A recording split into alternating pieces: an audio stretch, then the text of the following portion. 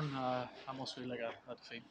Yeah, it does, and I think that's football in quick succession. Where on Saturday, we get a late winner and the euphoria of it, and tonight we get hit probably with that sucker punch, which, as you say, it doesn't feel like a draw; it feels like a defeat. So, disappointing from that point of view.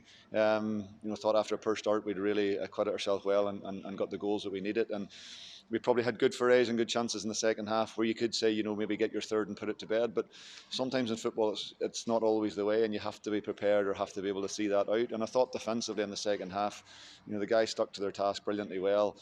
I thought, to be honest, it looked like they had probably run out of ideas a bit and were starting to go longer and longer, which we felt suited us. And bar a strike after about 10 seconds, I don't remember a huge amount of saves for Gareth to make. So it's frustrating when for 41, 42 minutes we acquit ourselves so well, and it looks like we're going to, see it out comfortably. Just the freakish nature of the goal and the disappointment to drop 2 points. I'm not seeing the game out is quite uncharacteristic because we actually seen the game out against Larne and Crusaders as well.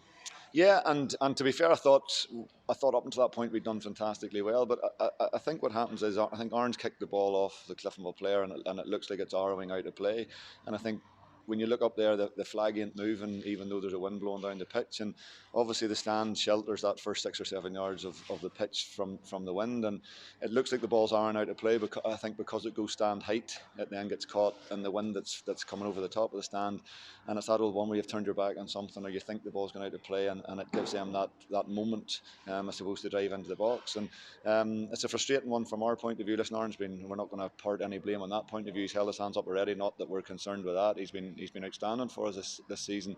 It's just a frustrating one, I think, for everybody, where, as you say, it's 2 points dropped. And you think Ian Parkle is going to be the matchman early on? Yeah, and he probably deserved. I thought his exception, and you're really crying for people when they get the opportunity to step in and take the load off others. And he had a very good game against Cliftonville up there earlier on in the season, and again he stepped in tonight, and I thought was fantastic. And if I'm being honest, probably deserved that one at the end. It would have been a fitting way to cap a great display from him.